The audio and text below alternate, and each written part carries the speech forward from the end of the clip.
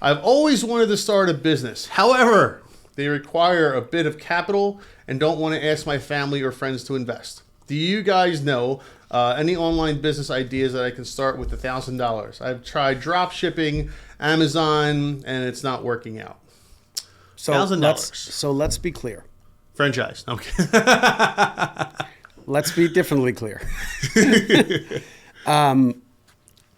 So there's a difference between what I would call like side hustle type businesses and actually starting a business, right? So in the same words as he's saying, I want to start a business, he's basically bringing up things that are normally considered side hustles, right? Like Amazon FBA, unless you are taking it seriously and you're doing your homework and you actually become a wholesaler, right?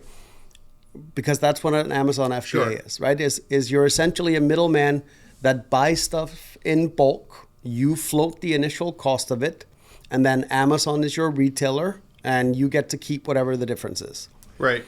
Yep. Is it a legit business? Yes, but you have to understand how to scale it as a business. As far as needing capital to start a business, no, you can start a lawn mowing business for $197 on a used lawnmower, right? So this illusion of starting a business requires capital, no, starting some businesses requires capital. A lot of times the only capital you really need is your time. Sweat equity, yeah. Correct, right? Yeah.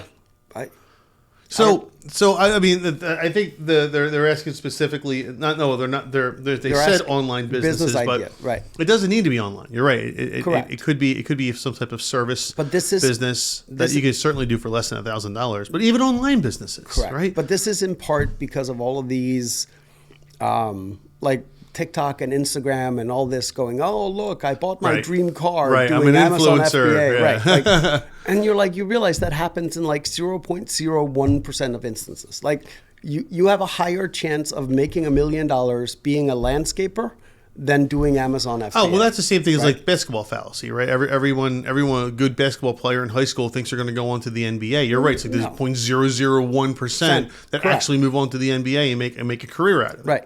Yeah, and it's the same thing here. So with this, if you're looking at an online business, then start thinking in terms of how do online businesses function, right? What are you good at? What are you not good at? Because I've seen people start Shopify stores and do really well for themselves. Not something necessarily a product or that they had that was scalable, but they did really well with their little Shopify store selling something niche that you otherwise can't get. I've also seen people take a Shopify store and scale it, right? But it's because they understood business and they understood the back end of things. If you're looking for an online business as far as easy money, that does not exist. It doesn't exist. There's no such thing. Correct. You got to work hard at it. You got to put your time and effort into it. You got to learn how to scale it, how to build it, what people want, what they're looking for. And understanding how to set everything up. Like I was amazed. I saw there was a guy that sells, he almost has like a coaching program, right? And he runs it. It's just him and two other guys. They have automated 99% of the business, right? So there's always that 1% you always have to deal with. And I was surprised when I saw they were doing like $33 million a year in gross revenue. Wow. With 3 guys. And then when you start looking at it, you're like, yeah, but you spent 9 years building out all these automations. Sure. So like you were probably cash flow negative for the first 2 years or barely scrimpting by, but you figured out a way to automate so many things, and now you're banking big on it, right? Yeah, and the way you automate it is you have to know what actually needs to be done. You can't just say, hey, let me go build a business and automate it. You need to know what needs to be done in that business before you can start automating it. And I always like the example of when Elon Musk went and slept on the factory floor, right? Is he was trying to find the inefficiency in their production line. And the belief had been, for the most part, that robots will do things faster than humans. when they actually started going down the production line, they realized that there were certain things that humans would do faster than the robots. Right, I heard about this. Right? But by default, they assumed that automation would be better. That's proof that it's not. It's better in certain things, but it's not better in others. It's better in predictable tasks. Yeah, but it's an assembly line. Like everything should be predictable. Well, I guess to a point. I mean, Right. there's always some type of customization. So I believe what it ended up having to do with was the maneuverability, that the robot couldn't I see. maneuver things as quickly as a human being could. Right? Like Couldn't it get needed into that more tight spot or it something. needed more time to adjust into Yeah. like it was fascinating. But once again, you don't know how to build a lot of this stuff and do a lot of this stuff until you get started and you learn what the downfalls are and the pitfalls and what works and what doesn't work, right? And then the marketing side of it. People tend to forget how much exposure, how much information you need to put out there, whether that's ads or content or like the amount of exposure you need to build any type of business is insane. When you're doing Amazon FBA, Amazon provides you with that exposure.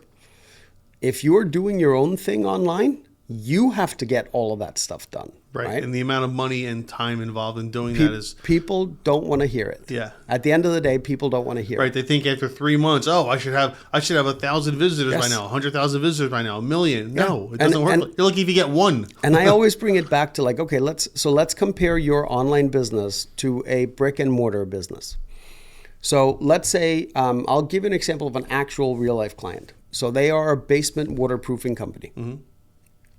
We know that they can finish a job approximately every 2 days, which means in order to stay busy for the entire month, they need to have at least 11 jobs lined up. Okay. Right? That's the minimum. Yeah. We know that in order to get 11 jobs, depending on what the lead source is, they are going to need approximately 110 leads every month. Sorry, approximately 80 leads every month. Okay. Give or take, right? Because So 80 leads will lead to 11 jobs. yes. Okay.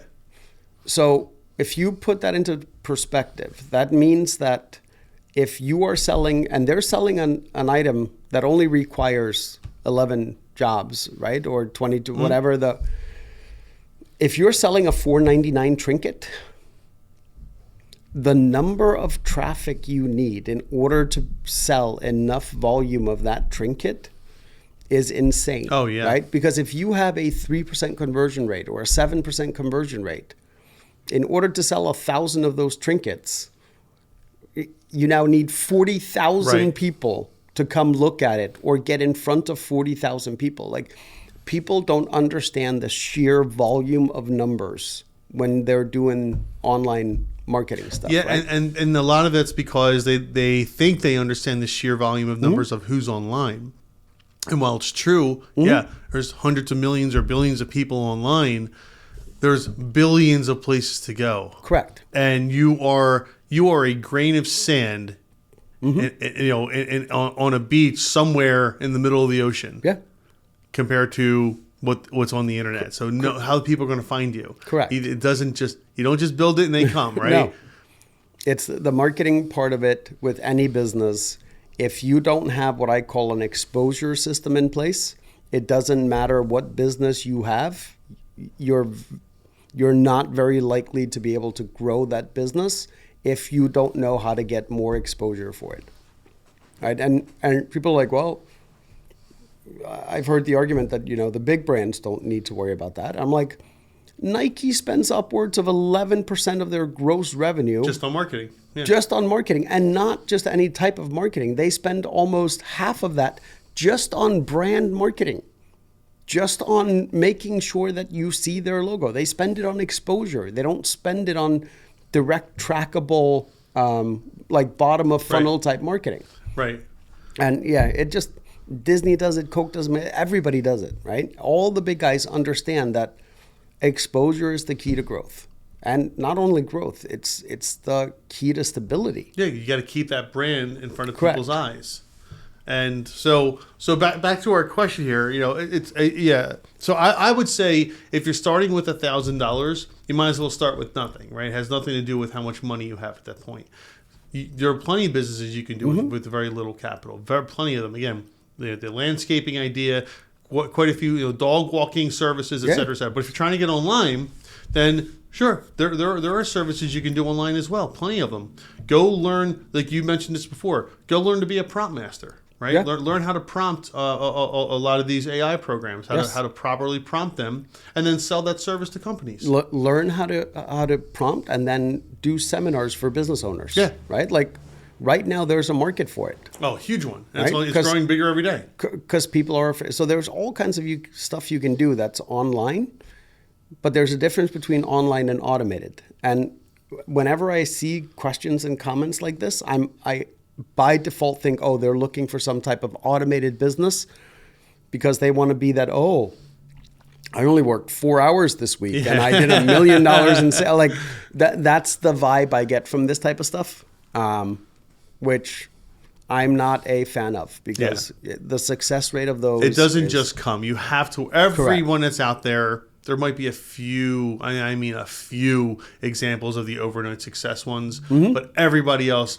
really, really work their butt off. If you're using a service today, that service has probably been around for 10 years and you just never knew about it. And they've been building their brand and their product and everything all that time. Or if it's a new service, they might still be operating at losses. Right. Right, depending on what it is. Yeah. It's not uncommon for SaaS companies, for example, to operate on a loss. How long was Twitter a loss? Twitter was a loss for like first 10 years, wasn't it?